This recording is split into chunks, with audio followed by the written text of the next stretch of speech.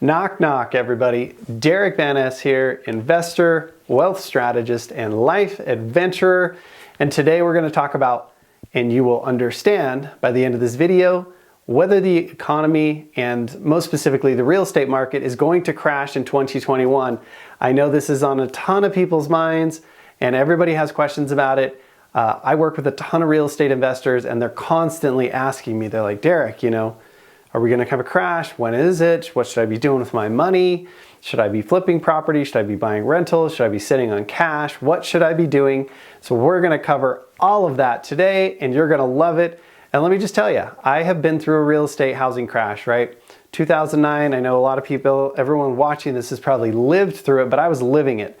I had 16 flips going when the market crashed and it was a mess. And let me just tell you what I learned from that, a couple of key things. The first thing was, I really thought in 2008, the market was like going like crazy up, but I really thought it was going to kind of slow down and then gradually, and then it would go down, right? Like we would have a flat plateau for a second and then a down. That is not what happened. Just so you know, and I'm telling you this because these things happen in unpredictable ways, so it's something to be totally aware of. When that happened to me, I had these 16 houses going. When I put the first one on the market, the time to sell, the average time to sell for those houses was 4 days, just 4 days. And the house didn't sell. And it didn't sell. Usually like the first weekend, we'd have multiple offers, boom, boom, boom, right? And it didn't sell and it didn't sell. And I hired a realtor and he went door to door and we did flyers and we did all kinds of marketing.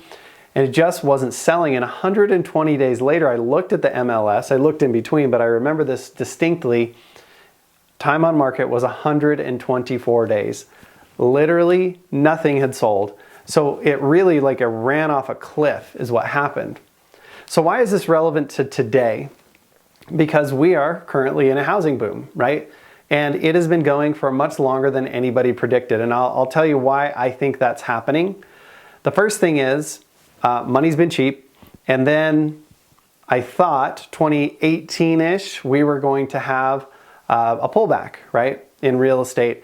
What happened was President Trump, with the tax cuts that he did, he really stimulated the economy. Essentially what happened is all these businesses had all this tax money that they were supposed to be paying and they'd been saving to pay, and they didn't. So they were super, super profitable. So what happened with those dollars? A lot of those dollars were supposed to get invested in research and development and new jobs and all this stuff, but a lot of it went to companies buying back their own stock, right? But those companies appeared to be more profitable. It drove the stock market. They were buying their own stock. As stocks went up, people's net worth went up. So it continued to stimulate the economy. And certainly it created a lot of jobs and a lot of people were doing well. And so that bought us a year or two. And then we were probably due for a pullback in 2020, right? Like some of that momentum from 2018, because everyone didn't have to pay their 2017 taxes the same way, was slowing down, and a lot of those companies shouldn't have continued to go up. It was just they were buying their own stock back and creating that. So 2020, we were poised for a pullback, and then the pandemic came. So the pandemic, of course, threw gasoline on that fire and made the economy crash, but everybody was able to blame it on the pandemic. But here's where things got real interesting. The government came in and flushed us with all this cash. So stick with me here. I'm telling you all this because it creates a story and you're going to see this. We all know the stock market crashed and everybody was scared in March. And then it bottomed out in April and it rose back up very, very quickly, 4 or 5 months. And we were like all the way back to new highs in the stock market, right? And what fueled that in a lot of cases, it was a couple things. A ton of people staying home day trading, a bunch of people putting their stimulus checks in. But the big thing was all this stimulus money that came into the economy, right? The government gave out $3 trillion and a lot of that went to PPP loans, it went to EIDL loans, it went to stimulus checks and a bunch of other things that stimulated the economy. Long story short, everybody was flush with cash. So they kept buying stuff, people kept investing money. The markets, people were able to buy houses and continue to push that along. And so that happened in April, and so much money went in April that it really created this tidal wave. And a lot of people were sitting on their cash for a little while, but over time you get used to having, an extra 50 or 100 or 200 or $500,000 in your bank account that you're like is a loan, so you don't want to like go and invest it a lot of people. So they sat on their cash, and then over time it's been dribbling out. They've been buying new equipment and expanding and doing all the things that the stimulus was supposed to do to create jobs and create wealth, and that's been great. And that started to slow down, and we've definitely seen the cracks with more people being behind on evictions and mortgages and all that kind of stuff. And that's the other factor, is there was a moratorium on all that. So here we are, January, and the new stimulus package came through. They just started putting out PPP loans, the next round of EIDL and SBA loans. And so here's why this matters. If we didn't have this stimulus package happen this way, I think we would see a potential for housing prices and everything to crash sooner.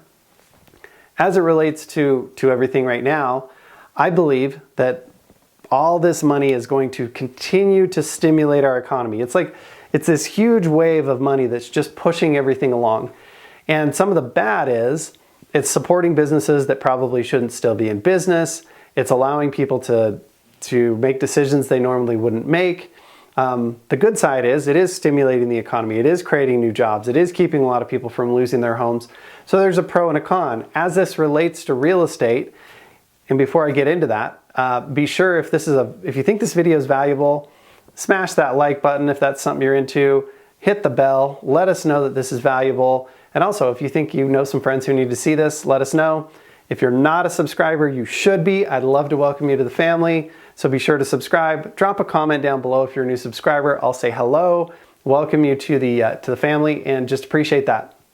So back to real estate.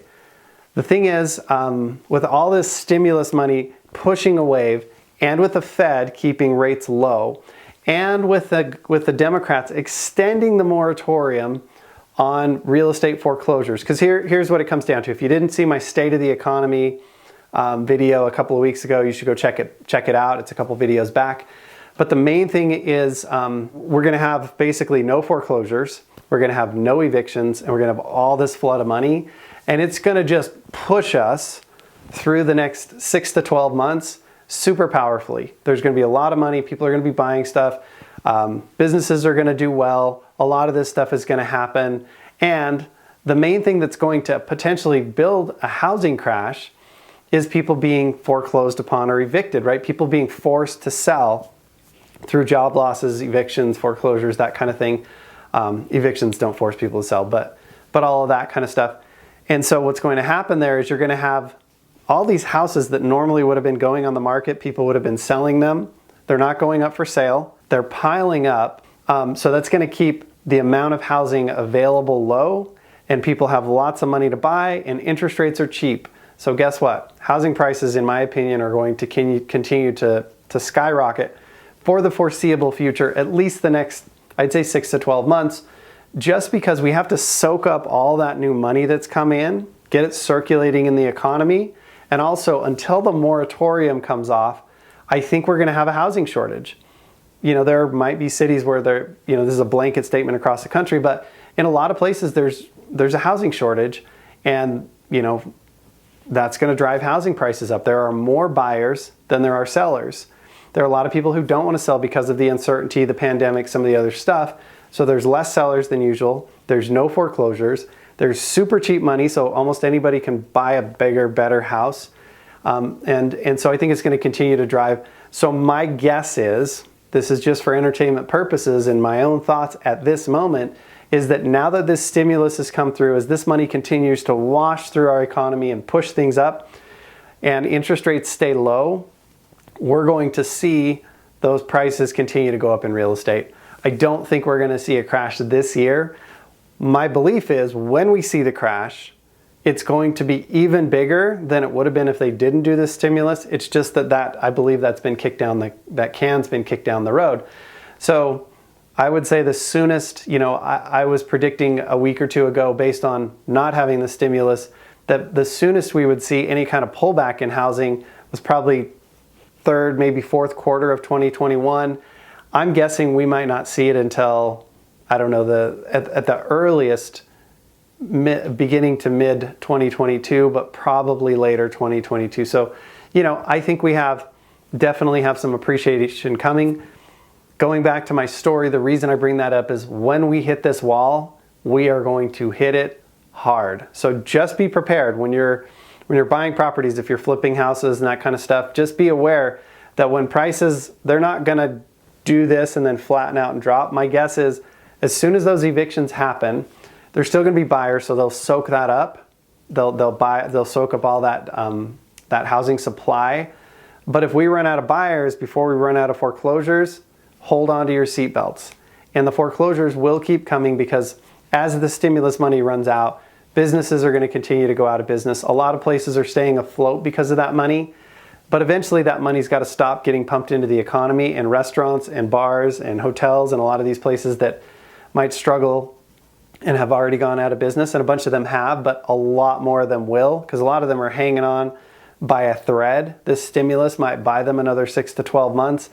But once you see those signs of not just the bend, but the break happening with a lot of businesses or with some banks or with some other things happening, be ready, because it's going to happen fast and it's going to happen hard, in my belief. So these are just my thoughts as someone who's lived through the economy, who talks to a ton of business owners and loves economics, because I'm kind of a nerd like that. So anyway, if you thought this was valuable, please hit the like button down below. Also, if you haven't seen my State of the Economy video, check that out too. You're really going to enjoy that. What I think is happening, not just in real estate, but all the factors that are happening out there to be able to help you navigate what's going on right now in the financial world. And especially for those of you who are in the real estate world, this is really important stuff. So thanks for stopping by. I'm Derek, and we'll see you on the next video.